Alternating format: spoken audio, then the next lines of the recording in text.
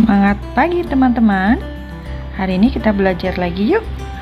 Pembelajaran kali ini kita akan belajar tentang sifat-sifat benda dan juga perubahan wujud benda.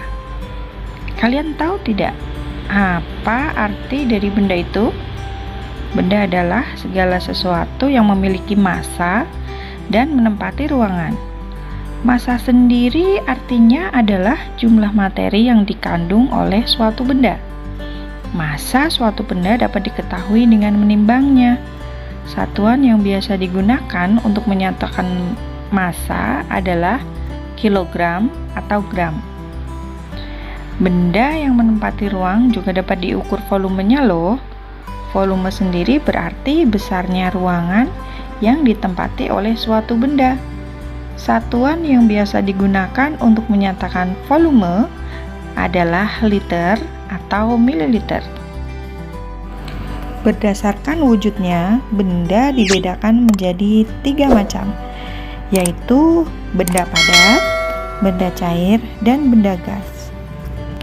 Contoh benda padat di sekitar kita sangat banyak teman-teman. Contohnya adalah baju, sendok, jam tangan, bingkai foto, dan sebagainya. Lalu contoh benda cair di sekitar kita juga banyak. Contohnya air, kecap, bensin, oli, susu, dan lain sebagainya. Contoh benda gas juga banyak. Contohnya adalah udara, uap air, dan asap. Kita cari tahu yuk masing-masing sifat benda-benda tersebut. Benda padat. Sifat-sifat benda padat diantaranya adalah 1. Memiliki bentuk dan volume yang tetap. Coba kamu letakkan pensil ke dalam gelas, kemudian pindahkan ke dalam mangkuk. Apakah yang terjadi? Pensil akan tetap berbentuk pensil. Dengan demikian, bentuk dan volume benda padat tetap meskipun dipindahkan ke tempat yang berbeda-beda. Namun benda padat dapat diubah loh bentuknya dengan cara menekan, memotong, memukul, atau menarik benda tersebut. Contohnya adalah plastisin. Plastisin dapat diubah bentuknya dengan ditekan, atau kayu akan berubah bentuknya jika dipotong-potong. Sifat benda padat yang kedua adalah dapat diraba.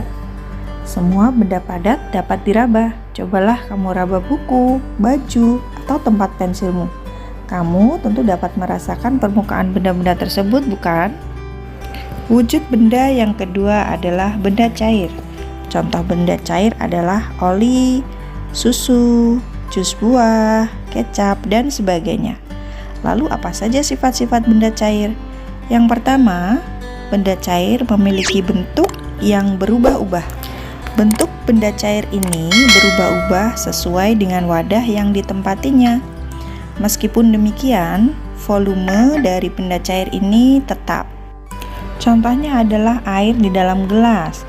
Jika kita pindahkan air tersebut ke dalam mangkok, maka bentuknya akan mengikuti seperti mangkok, tetapi volumenya tetap. Misalkan air itu 100 ml, jika dituangkan ke dalam mangkok pun volume air tersebut tetap 100 ml.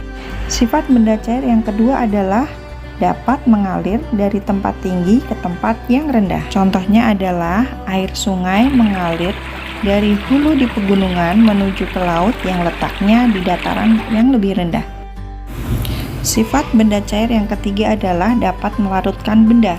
Contohnya ketika kita membuat teh manis, kita menambahkan gula pasir ke dalam air teh. Kemudian kita mengaduknya. Apa yang terjadi? Lama-kelamaan gula akan menjadi tidak terlihat. Gula telah larut dalam air teh tersebut sehingga air teh menjadi manis. Peristiwa bercampurnya gula dengan air teh disebut melarut. Peristiwa melarutnya benda menghasilkan sebuah larutan. Sifat yang keempat adalah permukaan benda cair yang tenang selalu datar. Coba tuangkan air ke dalam gelas lalu biarkan beberapa saat. Perhatikanlah permukaan air di dalam gelas tersebut. Permukaan air tentu terlihat datar. Hal ini menunjukkan bahwa permukaan benda cair yang tenang akan selalu datar.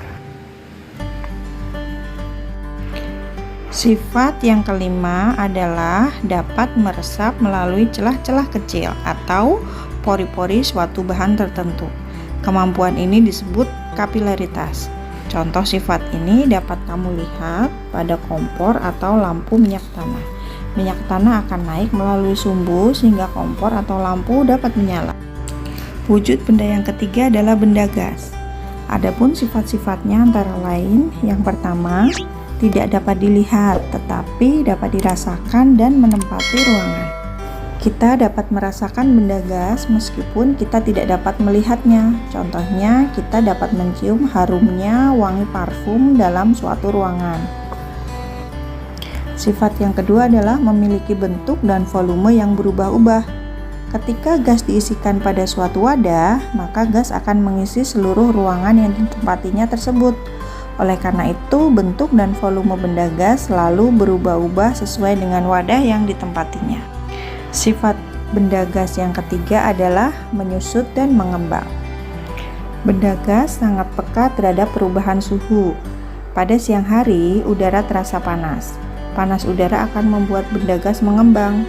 Itulah sebabnya balon yang dibiarkan terjemur panas matahari akan mengembang.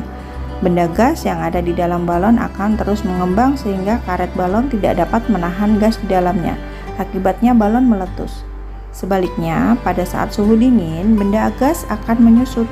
Hal ini menjelaskan mengapa pada malam hari balon tampak mengempis. Sifat benda gas yang keempat adalah menempati ruangan.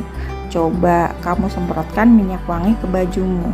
Setelah minyak wangi mengering, masuklah ke dalam kelas. Apakah teman-teman di kelas dapat mencium bau minyak wangimu? Mengapa teman-temanmu dapat mencium bau minyak wangi yang kamu pakai? Hal ini terjadi karena minyak wangi berubah menjadi gas. Benda gas mengisi seluruh ruangan yang tersedia. Sifat benda gas yang kelima adalah menekan ke segala arah.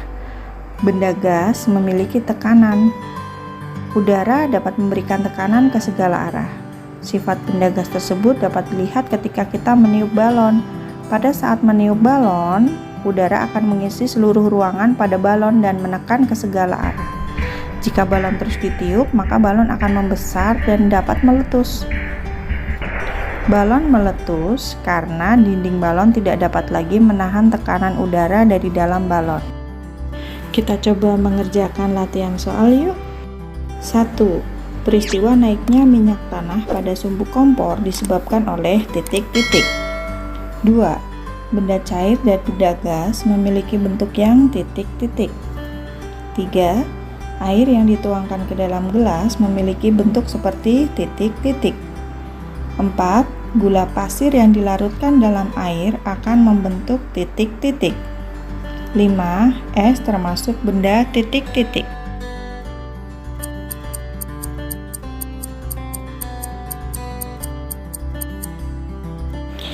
Nah, ini dia jawabannya. Bagaimana teman-teman? Bisa kan menjawab semua pertanyaan-pertanyaan latihan?